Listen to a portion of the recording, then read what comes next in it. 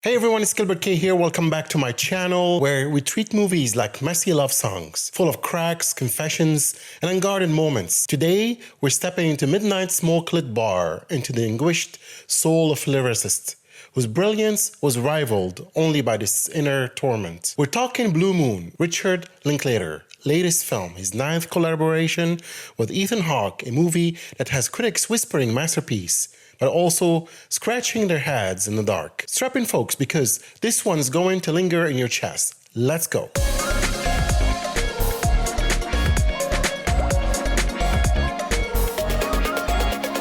First thing first, if you're new to the channel, don't forget to like, subscribe, and share. Also check other episodes. You can listen to this episode and others on any podcast platform. So what is Blue Moon and why does it matter? Here's the elevator pitch. But I'm going to linger in the lobby anyway. Blue Moon is a period biopic of Lawrence Hart, the lyricist, who paired with Richard Rodgers for many legendary songs. Before Rodgers dropped him and went on to Oklahoma with Hammerstein, the film mostly unfolds on March 31st, 1943, opening night of Oklahoma, and tracks Hart's emotion unraveling as he drinks, rants, reminisces, and rips into the world that's left him behind. Linklater, with writer Robert Kaplow, picks a razor-thin slice of time and lets the pressure cooker do the work. It's not a biopic that tries to map your whole life. It's one long, raw monologue with moments of grace, fury, and self-destruction. It premiered at the Berlinale and has been drawing praise for being deceptively modest yet beautifully calibrated. Ethan Hawke as Lawrence Hart, the heart of the storm.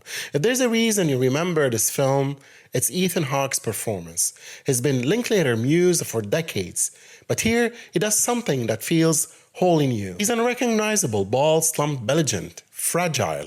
He carves Hart with regret, with anger, and sometimes self-pity. What's wild is how he can pivot mid-scene from sardonic humor to wounded longing, often in the space of a beat. Critics are calling it one of his career-defining turns. He gives Hart a dignity and a despair, never letting him off the hook, but also never flattening him into a cliché. Margaret Qualley, Andrew Scott, Bobby Cannavale, they'll have moments, liveliness, and tension. But Hawke is the gravity well, pulling everything inward. So what works? And works beautifully. Intensity and constraint. One of the boldest things Linklater does here is not expand. The story doesn't sprawl. It rarely leaves the bar or the backstage hallway. It's a chamber piece, a late-night confessional. That constraint sharpens every line of dialogue, every flicker of expression. You feel suffocated, hunted, and hard-skinned. Tone that walks a tightrope. Linklater doesn't indulge Hart, but he doesn't judge him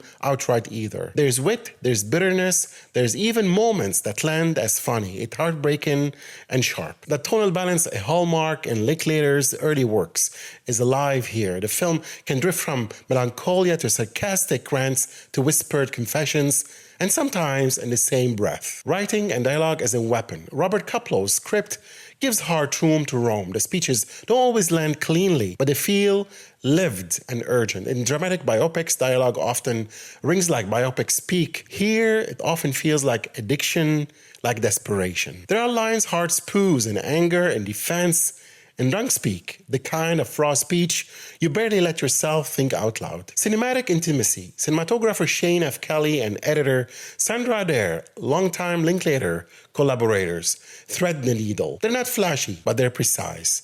The framing, the pauses, the slow pans, they let Hawke and the other actors breathe, but always in relationship to space and silence. And it's on those silences, the moments between lines, where the film's soul lives. What stumbles for me? Dialogue-heavy approach demands you lean in. If you're not already attuned to theatrical, wordy storytelling, there are stretches that feel dense, even tedious. It's a luxury film. You need the patience to let it unfold. Some critics warn that it might alienate viewers who expect momentum or bigger plot beats. Underwritten supporting characters, Elizabeth Qualley, and other characters flicker in and out. Sometimes you wish we knew more of them, especially in contrast to Hart's monologues. They act as emotional counters, but occasionally feel more like shadows than flesh. Sometimes tone over plot, because the focus leans so heavily on mood, conflict, and inner collapse. The external stakes can feel a little bit diffuse. There are nights of rants of drink or regret, but in retrospect, you might search for stronger turning points that feel earned. That balance is delicate, and sometimes the film skirts too close to stylish languor. So the verdict, who this movie is and who it's for. Blue Moon is not your greatest hits musical movie. It's not the story of Rodgers and Hart. It's the after party, the dark whispers.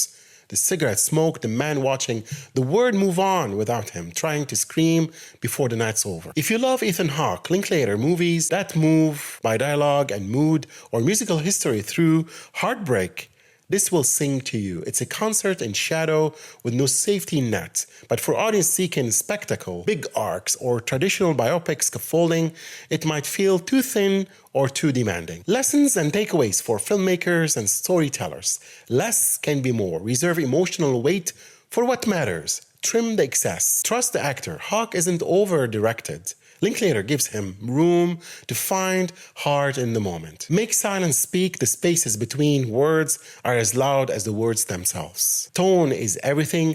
Walk your tightrope. If your film wobbles too much, you lose the audience. A confined setting can liberate. Setting the night in ballrooms, corridors, it forces relationships to hit harder. Let's talk right now. I want to know, did Hawke make you feel hard? Or did the performance ever drift into grandstanding for you? Which line or moment, if any, across the film stuck with you or haunts you? For folks who aren't musical theater buffs, did you connect or did the subject feel too niche? And what's your favorite Linklater Hawke collaboration, and does Blue Moon rank up there? Drop your thoughts in the comments below, even you hate me or saying something outrageous. I live for that. If this sparked you something, a new musical, a lyric you replay, then mission accomplished. That's all, folks. Thank you for watching or listening to the Blue Moon review. Don't forget to check other episodes on our channel, on podcasting platforms. Also for the latest film and series reviews, trailer reactions, and exclusive film industry interviews packed with tips, inspiration, and recommendations. More stories, more insights, and more movie magic waiting for you. See you in the next one. Until next time, Gilbert.K out.